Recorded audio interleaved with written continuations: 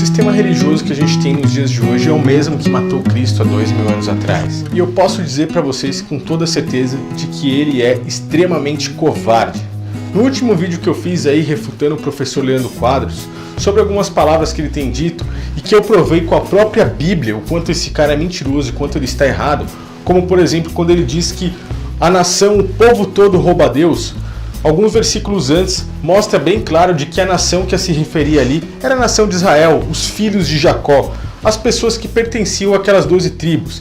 E que no começo do livro de Malaquias, o próprio profeta se refere aos sacerdotes levitas, que eram os que recebiam os dízimos e tinham ali a obrigação de dividir com pobres, viúvas e necessitados. Então eles não estavam dividindo ali com o seu próximo, com os necessitados, e o próprio profeta deu uma exortação neles dizendo: vocês roubam a Deus, pois não estão dividindo isso com os órfãos, as viúvas e necessitados. E esse professor aí, como muitos outros pastores nos dias de hoje no sistema religioso, pegam essa passagem ali de Malaquias 3:8 e dizem que as pessoas estão roubando a Deus porque não estão dando os dízimos e as ofertas a eles, como se eles fossem o próprio tabernáculo de Israel naquela época. É cada loucura que quando você para analisar, você vê o quão louco é esse sistema, qual é o grau de alienação, loucura desses doutores aí que as pessoas trouxeram aí para si, negando totalmente essa doutrina.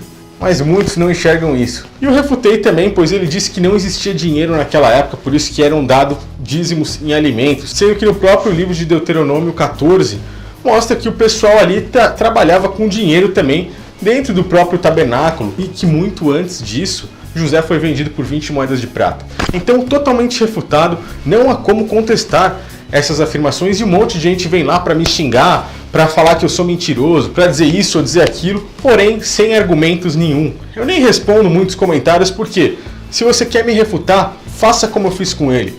Pegue a sua própria Bíblia e me refute com ela, pois com isso não adianta me xingar, não adianta vir com todo esse ódio para cima de mim, pois as pessoas faziam isso com o próprio Cristo e com os próprios apóstolos, defendendo o próprio sistema religioso. O próprio apóstolo Paulo, ele era um defensor do sistema religioso na época. E as pessoas não enxergam isso. Ele era um defensor e perseguia as pessoas que estavam libertas daquele sistema. E aí, até o momento em que ele viu o próprio Messias ali, recebeu o próprio Espírito de Cristo e parou de defender o sistema religioso e mudou de lado. Então mude de lado você também, que está aí agindo dessa forma, pois você não tem argumentos para rebater contra a verdade, e disso eu tenho certeza. E o motivo de eu dizer que esse sistema religioso ele é covarde é porque quando ele se vê sem saída, ele vai buscar argumentos de outras partes e acaba distorcendo cada vez mais as escrituras. Muitas pessoas lá vieram dizendo que Abraão deu dízimo ao sacerdote Melquisedeque. De acordo com o livro de Gênesis e com o livro de Hebreu, a gente percebe que existiu um sacerdócio antes do sacerdócio levítico, que foi o sacerdócio de Melquisedeque, como muitas outras coisas que a gente nem pode imaginar, pois pouco se fala sobre esse sacerdote, não se fala o dia que ele nasceu, o dia que ele morreu, de onde ele veio, de onde ele vem, para onde ele vai, não se fala muita coisa, mas tudo isso tem um propósito, e as pessoas vêm dizer que Abraão deu dízimo a Melquisedeque, antes ali do sacerdócio levítico, antes ali da lei de Moisés, então nos dias de hoje dízimo deve ser dado. As pessoas, chega até a ser engraçado você querer pegar uma denominação religiosa e querer dizer que ela é igual ao sacerdote Melquisedeque ou que existe alguma relação com isso. Eu não vou ler textos agora para o vídeo não ficar extenso e pesado, mas aconselho que você leia no livro de Gênesis e aconselho que você leia no livro de Hebreus. Porém, vou fazer um rápido resumo aí para que você possa entender e refutar qualquer um desses aí lobos devoradores ou mandados desses lobos devoradores aí, para que eles possam parar de enganar pessoas, para deixar registrado, porque alguns inscritos do meu canal, alguns irmãos aí, ficaram também com essa dúvida aí, sem entender muito bem sobre isso. Abraão acabou de sair de uma batalha ali com reis, vocês podem ver ali, para poder defender ali os seus familiares, para poder resolver uma situação. E quando ele terminou essa batalha, ele encontrou um sacerdote do Deus Altíssimo chamado Melquisedeque. Quem o colocou como sacerdote ninguém sabe, nós sabemos pouca coisa sobre ele. Porém, sabemos que foi um sacerdote do Deus Altíssimo e que vinha com o nome de justiça e de paz, em figura, em sombra para o Messias. Por isso que é interessante você assistir o vídeo que eu fiz sobre lei e graça, para que você entenda sobre as figuras físicas, as sombras físicas, para que você entenda sobre o espiritual que veio depois, beleza? Então, Abraão dizimou uma parte daqueles despojos de guerra. Perceba que eu disse dizimou, ele ceifou, ele tirou uma parte. É um sinônimo, não significa que ele deu 10%, mas isso também é irrelevante. Se ele tiver dado 10% a Melquisedeque, a gente vai saber o porquê, ok? Então ele tirou uma parte ali de um dízimo, que em Hebreus fala que é um dízimo de sangue, não era nada dele. Ele terminou a guerra, ele pegou animais, roupas, armamentos de guerra, comida e várias dessas coisas que tinham ali, dizimou, tirou uma parte e entregou esses despojos aí ao sacerdote Melquisedeque. Então vamos raciocinar o que isso tem a ver com líderes religiosos nos dias de hoje. Abraão ia assistir cultos de Melquisedeque toda semana, todo mês? Não, Abraão nunca mais voltou para ver Melquisedeque.